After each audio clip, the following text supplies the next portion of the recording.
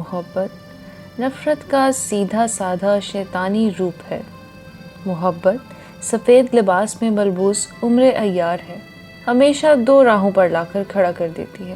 اس کی راہ پر ہر جگہ راستہ دکھانے کو سلیب کا نشان گڑا ہوتا ہے۔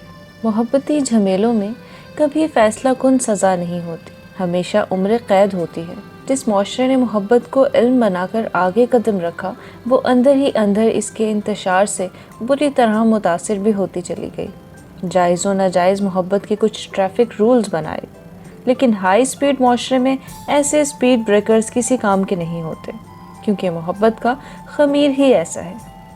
زیادہ خمیر لگ جائے تو بھی سوسائٹی پھول جاتی ہے، کم رہ جائے تو بھی پیسٹری کی طرح تڑک جاتی ہے۔ شکست و ریخت، بدبختی و سوختہ سامانی۔ آج تک سوسائٹی جرائم کی بیخ کنی پر اپنی تمام قوت استعمال کرتی رہی ہے۔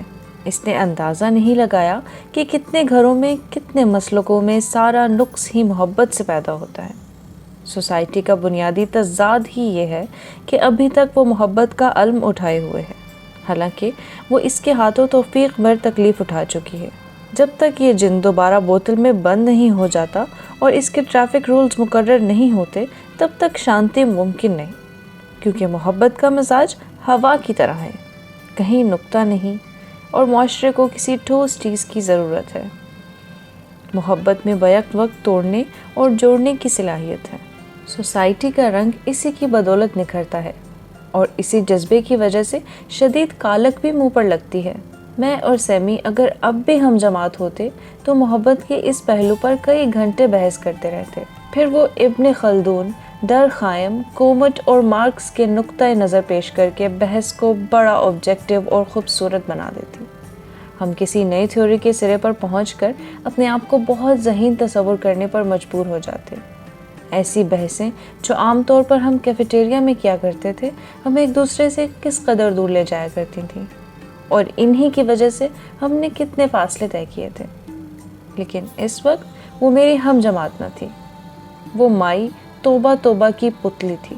میرے گاؤں چندرا میں ایک پرانا بھٹا تھا، اینٹیں بنانے والے یہاں سے کبھی کے جا چکے تھے، لیکن جا بجا ٹوٹی اینٹوں کے چھٹے، لال گیروے رنگ کی پکی مٹی اور گہری کھائیاں تھیں، جن سے مٹی کھود کھود کر اینٹیں بنائی جاتی ہوں گی۔ برسات میں ان کھائیوں میں برساتی پانی بہہ کر اکٹھا ہو جایا کرتا۔ پرانے بھٹے کے پاس مائی توبہ توبہ کی جھگی تھی، پتہ نہیں اس کا اصلی نام کیا تھا، لیکن اب سارے گاؤں میں اسے سب مائی توبہ توبہ کہتے تھے۔ سارے گاؤں میں مشہور تھا کہ وہ کالا علم جانتی ہے، لیکن ایک بار میری موجودگی میں کسی نے اس سے استفسار کیا تو وہ کانوں پر ہاتھ رکھ کر توبہ توبہ کرنے لگی۔ ایک روز میں شام گئے گھر نہ لوٹ سکا، باہر امرود کے باغ میں کچے پکے امرود توڑتے مجھے دیر ہو گئی۔ پتہ نہیں میرے باقی ساتھی کیا ہوئے، لیکن جس وقت میں باغ سے باہر نکلا تو ہلکی ہلکی بوندا باندی ہو رہی تھی۔ پرانے بھٹے تک پہنچتے پہنچتے بارش کا یہ عالم تھا کہ مجھے لگا پانی کا ریلا مجھے بھی زمین میں میخنا چاہتا ہے۔ اس روز میں نے مائی توبہ توبہ کی جھگی میں پناہ لی۔ جس وقت میں جھگی میں داخل ہوا، مائی توبہ توبہ نے منہ پر انگلی رکھ کر مجھے چپ رہنے کا اشارہ کیا۔ میں بھوس کی دیوار کے ساتھ کھڑا ہو کر سہم گیا۔ مائی اس وقت ایک آٹے کا پتلا بنا رہی تھی۔ اس نے بڑی توجہ سے ایک گٹھ مٹھیا آٹے کا اندھا بونا بنایا، پھر چولہے میں من چھٹیوں کی آگ جلائی۔ اب وہ اس آٹے کے پتلے میں سوئیاں کھبونے لگی۔ ہر سوئی پتلے میں فٹ کرنے کے بعد وہ آنکھیں پھراتی اور دیر تک چھو چھو کرتی۔ جس وقت اس نے آٹے کے پتلے کو آگ میں ڈالا، بجلی اس زور سے کڑکی کہ بھٹے سے لے کر امرود کے باغ تک ساری دھرتی سفید ہو گئی۔ میں نے جلدی سے دروازہ کھول کر بھاگنا چاہا، لیکن اس وقت کسی نے پیچھے سے میرا کرتا پکڑ کر کہا، دیکھ اگر کسی سے بات کی تو سوئیاں چب ہو کر تجھے بھی آگ میں جھونک دوں گی۔ کسی کو بتایا تو مجھ سے برا کوئی نہ ہوگا۔ اس وقت میرے سامنے میری ہم جماعت نہیں تھی جس سے میں سوشیولوجی کی بحثیں کیا کرتا تھا، بلکہ وہ تو مائی توبہ توبہ کی پتلی تھی، جس میں پتہ نہیں کتنی انگنت سوئیاں چبھی ہوئی تھیں، اور وہ بھٹی میں اترنے کا انتظار کر رہی تھی۔ کیا سوچ رہے ہو قیوم؟ کچھ نہیں، اسے میرے خیالات میں دلچسپی نہ تھی۔ آفتاب کیسا آدمی ہے؟ مجھے کیا پتا، وہ تمہارا روم میٹ تھا۔ میں نے نثری انداز میں بولنا شروع کیا۔ وہ اکتوبر کے مہینے کی پیداوار ہے، اس ناطے سے وہ لبرا ہے۔ ایسے لوگوں میں ایک قدرتی توازن ہوتا ہے۔ اور اور اور اور 3 بہنوں کا ایک لوتا بھائی ہے، سونے کا چمچ منہ میں لے کر پیدا ہوا ہے۔ یہ تم مجھے کیا بتا رہے ہو؟ یہ تم مجھے بھی پتا ہے۔ جو کچھ تم جانتی ہو میں اس سے زیادہ اور کچھ نہیں جانتا۔ اس نے کیسے وہ سب کچھ بھلا دیا؟ میری محبت، ہمارا میل جول، وہ سب کچھ۔ یہ تم نے کیسے اندازہ لگایا کہ اس نے سب کچھ بھلا دیا ہے؟ پھر یہ سب کیا ہے؟ یہ شادی، یہ زیبا، یہ ماں باپ کی فرما برداری، یہ سب کچھ۔ ہم دونوں خاموش ہو گئے۔ میں اسے آفتاب کی ایسی کوئی بات نہ بتانا چاہتا تھا جو اس کی محبت کو اور پختہ کرتی، اور پھر بھی میں اسے تسلی دینے پر مجبور تھا۔ وہ کون ہے؟ کیا ہے؟ کیسا آدمی ہے؟ خدا کے لیے تم تو اتنے اچھے تجزیے کیا کرتے تھے، بتاؤ نا اس کی اصلیت کیا ہے؟ میں نے سر کھجلایا اور دانشور بن کر بولا، دنیا میں رنگ رنگ کے لوگ ہیں، ان کی اسٹڈی کے الگ الگ علوم ہیں۔ تبت کے لوگ سمجھتے ہیں کہ ہر انسان کے گرد رنگ کا ایک بالا ہوتا ہے، اس کی اصلی سائیکی کا انڈیکس ہوتا ہے۔ کچھ لال ہیں، کچھ پیلے، کچھ سبز۔ جن کے گرد نیلا ہالہ ہوتا ہے وہ لوگ ہمدردی کرنے والے ہوتے ہیں، سرخ رنگ والے شدید ہوتے ہیں، سوسائٹی سے یوں بھڑ جاتے ہیں جیسے ماتا دور کا سرخ مینٹل سانڈ کے سینگوں سے الجھتا ہے۔ جذبے کے غلام، جنس کے غلام یہ لوگ توڑ پھوڑ کرتے ہیں۔ تمہارے آفتاب کا حالہ بادل کے رنگ کا ہے، اس پر سورج کی شعائیں پڑیں تو اس کا رنگ سرخ ہو جاتا ہے، زمین کا عکس پڑے تو مٹی رنگا ہو جاتا ہے۔ تمہارے آفتاب کے کئی جلوے، کئی رنگ ہیں۔ ہاں اب اس بادل پر زیبا کا رنگ چڑھنے لگا ہے۔ زیبا خود بہت بے رنگ ہے، اس کا کیا رنگ چڑھے گا؟ وہ بہت خوبصورت ہے۔ سیمی نے میری طرف اس امید سے دیکھا کہ میں اس جملے کی تردید کر دوں۔ ہاں خوبصورت ہے لیکن بے رنگ ہے۔ وہ اس کی بیوی ہے، وہ اس کی محبت کی زیادہ مستحق ہے نا؟ ہے نا؟ بولو۔ خدا جانے محبت کا دراصل مستحق کون ہوتا ہے۔ میں نے دیکھا ہے کہ بگڑے دل رئیس جنہیں بہت محبت ملتی ہے، عموماً اس محبت کی مٹھاس کا مزہ زائل کرنے کے لیے اپنی پشتوں کی عزت اتروانے طوائفوں کے پاس جاتے ہیں۔ شہر کے مشہور دانشور ایسی عورتوں کے پیروں پر نماز پڑھتے ہیں جو انہیں کتے کے باسن میں کھلاتی ہیں۔ انسان کا دل ہمیشہ محبت کا متلاشی نہیں ہوتا۔ جب محبت کی گیس سے اس کا غبارہ پھٹنے لگتا ہے تو اس کی آرزو ہوتی ہے کہ کوئی سوئی ہلکا سا چھید کر کے اس کی انا کو کم کر دے۔ جو لوگ ہماری عزت اتارتے ہیں درے دفعہ دور رکھتے ہیں، وہ ہماری انا کو کترنے والی قینچی ہوتے ہیں۔ جب انا کا سائز بہت بڑا ہو جاتا ہے تو ایسی کینچی کہیں نہ کہیں سے پیدا ہو جاتی ہے۔ انسان ہمیشہ محبت کی فضا میں زندہ نہیں رہ سکتا، ہمیشہ فرعون بنے رہنا اس کے لیے ممکن نہیں۔ وہ خدا سے لے کر معمولی عبد تک ہر سٹیج پر اترتا چڑھتا رہتا ہے، جیسے 7 سروں پر انگلیاں پھرتی ہیں، جیسے مختلف طریقوں سے کئی بار یہ پھرت ہو چکتی ہیں تو ایک انسان کا گیت مکمل ہوتا ہے۔ اس لیے زندگی کے لیے محبت بھی ضروری ہے اور نفرت بھی۔ جب نفرت پاتال میں لے اترتی ہے تو پھر کہیں سے محبت اوپر اٹھاتی ہے، اتنا اٹھانے کے لیے جاتی ہے کہ آدمی غبارہ بن کر آسمانوں کو چھونے لگتا ہے۔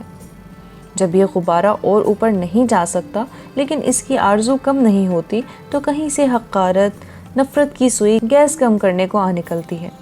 یہ عمل مسلسل ہے، زندگی کے ساتھ ساتھ ہے، خدا سے لے کر عبد تک کا عمل، فرشتے سے لے کر شیطان تک کی منزل، انمٹ سے لے کر ناپائیدار تک۔ تم کیا سوچتے ہو؟ کہاں چلے جاتے ہو تم قیوم؟ تم کو اپنی پڑھائی کی اس قدر کیوں فکر ہے؟ میں چپ رہا۔ مجھے بتاؤ، سمجھاؤ مجھے خدا کے لیے، جس طرح تم مجھے ڈر قائم کی تھیوری سمجھایا کرتے تھے، خودکشی کی۔ بتاؤ قیوم، محبت کہاں ملتی ہے؟ کن کو ملتی ہے؟ میں اسے کیا بتاتا؟ میں تو خود بچپن سے محبت کی تلاش میں سرگردہ رہا تھا۔ مجھے کیا معلوم تھا محبت کہاں ملتی ہے، کن کو ملتی ہے اور کن وجوہات کی بنا پر ملتی ہے۔ لیکن جب کبھی وہ مجھ سے بات کرنے کی توقع رکھتی تھی میں بولتا جاتا۔ محبت کا تحفہ سیمی عموماً 2 قسم کے لوگوں کے لیے ہوتا ہے۔ ایک وہ فرعون صفت لوگ جو اپنے جیسا کسی کو نہیں سمجھتے، جو چلتے نہیں اچھلتے ہیں، ان کی انا کو پرقینچ کرنے کے لیے ان کی زندگی میں کوئی شخص محبت کا گلدستہ لے کر داخل ہوتا ہے۔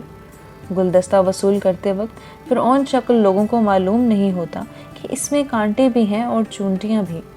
عموماً انہی چونٹیوں کے ہاتھوں بڑے بڑے ہاتھی جاں بحق ہو جاتے ہیں۔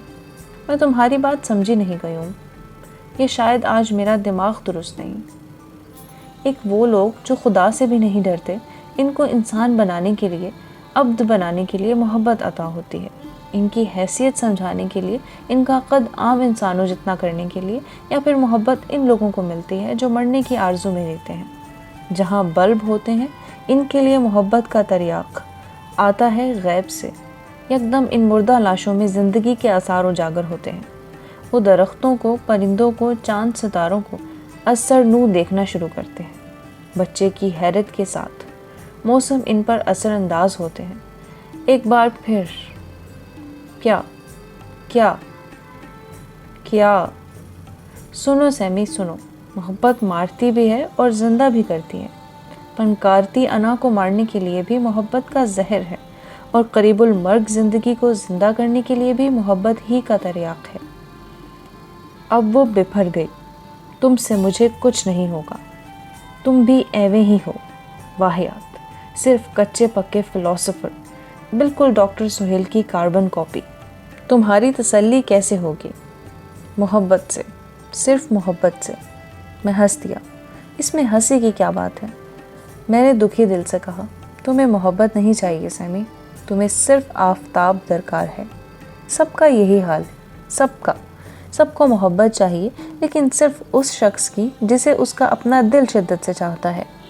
باقی سب محبتیں کیلے کا چھلکا ہیں، وافر، واہیات، غیر ضروری، ایویں۔ تم نے کبھی محبت کی ہو تو تمہیں پتہ ہو آدمی کس کرب سے نکلتا ہے۔ تم کو تو ہر وقت پڑھائی کی پڑی رہتی ہے، اپنی تھیوریاں بنانے میں لگے رہتے ہو۔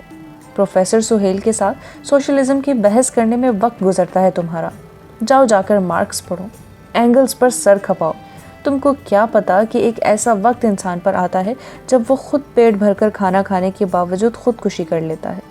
تم کو کیا پتا سب کچھ معاشرہ نہیں ہوتا، معاشیات سے انسان کی فلاح مکمل طور پر بندھی ہوئی نہیں ہے۔ تمہیں کیا پتا؟ مجھے پتا ہے، میں چلایا۔ اس نے اپنا پرس اٹھایا، لکڑی کی ہیل والے جوتے تلاش کیے اور اٹھ گئی۔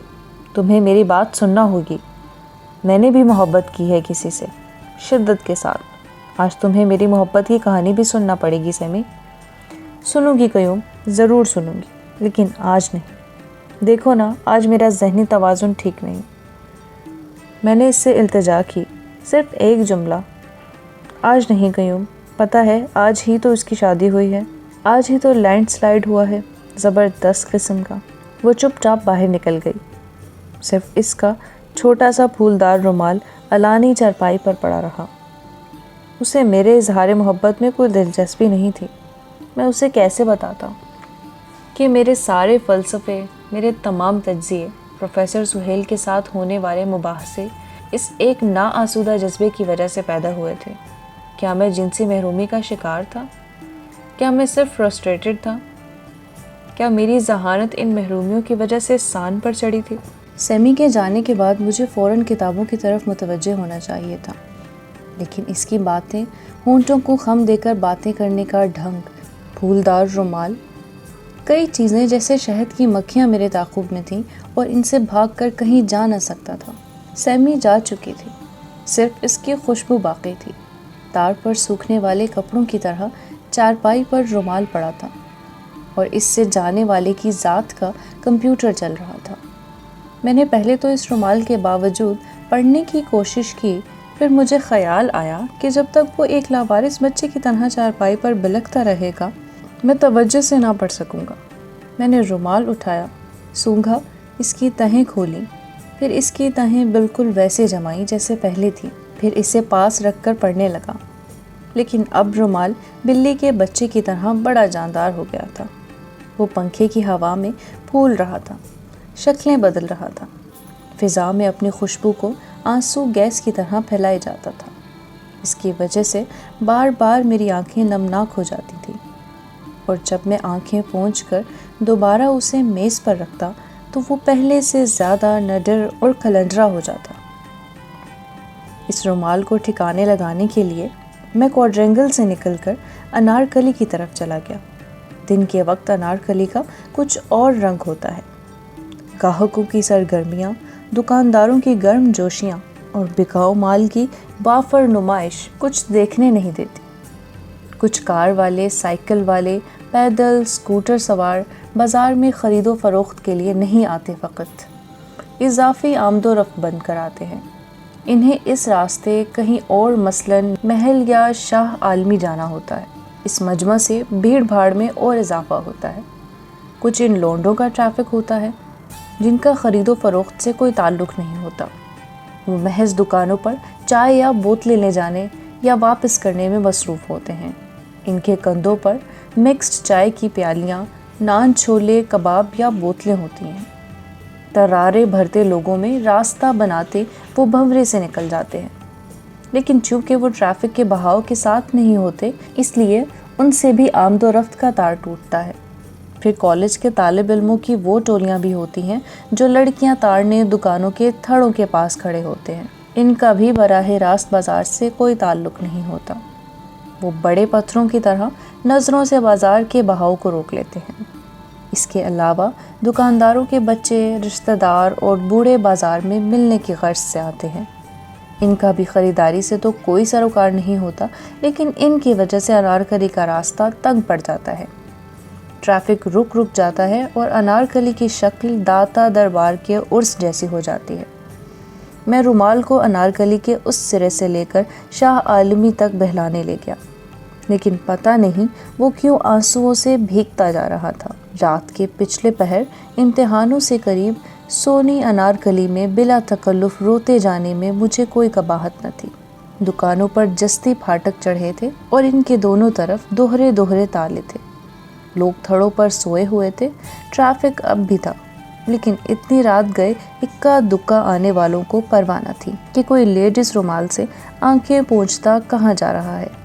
آج رات سیمی نے میرے دل کے بازار سے کچھ خریدے بغیر اس میں ساری انارکلی کا ٹریفک بند کر دیا، جسے اس نے اپنے 3 ٹنز گلی کے ناکے پر لا کھڑا کیا۔ اب پچھلی گاڑیاں ہارن بجا رہی تھیں، پی پی پاں پاں کر رہی تھیں۔ کچھ بے چین کاروں سے اتر کر اس کھڑے ملٹری کے 3 ٹنز کو دیکھ رہے تھے، لیکن وہ گلی کے دہانے پر جمع کھڑا تھا۔ اس کی بریکیں فیل ہو گئی تھیں، سیلف جواب دے گیا تھا۔ سیمی اس رومال کی صورت میں میرے اندر ایک 3 ٹنز کھڑا کر گئی تھی۔ میں اس رومال کے ہوتے ہوئے نارمل آمد و رفت کا حامل نہ ہو سکتا تھا۔ ہاسٹل پہنچ کر میں نے پہلے اسے تکیے تلے رکھا، پھر میز کے دراز میں ابن خلدون کی کتاب کے 22ویں صفحے کے اندر چھپایا۔ ابھی میں 3 صفحے بھی پڑھنے نہ پایا تھا کہ میں نے اسے وہاں سے نکال کر اپنی جیب میں رکھ کر اطمینان کی سانس لی۔ جب تھوڑی دیر بعد جیب تننے لگی تو میں نے اسے سوٹ کیس میں بند کر دیا۔ پہلا تحفہ، پہلی مرتبہ اقرار محبت میں گرمیوں کی اولین بارش جیسی کیفیت ہوتی ہے۔ سارے میں مٹی کی سوندھی خوشبو پھیل جاتی ہے۔ حالانکہ یہ رومال نہ تحفہ تھا نہ اقرار محبت، پھر بھی سیمی سے وابستہ پہلی چیز میرے ہاتھ آئی تھی۔ کچھ دیر بعد میں نے رومال کو سوٹ کیس سے بھی نکال لیا۔ اچانک وہ بہت غیر محفوظ ہو گیا تھا۔ اس کے بعد پڑھائی رومال میں آنکھ مچولی کھیلنے لگی۔ میں ہر 5 منٹ کے بعد اس کی جگہ تبدیل کرنے لگا۔ کبھی اس کی باری مفلر ترے آتی، کبھی اسے بش شرٹوں کے اوپر رکھتا، یہاں سے نکال کر پتلون کے اندرونی تہہ اس کا پڑاؤ بنتی۔ آخر میں بہت سوچنے کے بعد میں نے اسے سوٹ کیس کے نیچے بچھے ہوئے اخبار تلے بچھا کر سوٹ کیس کو تالا لگا دیا۔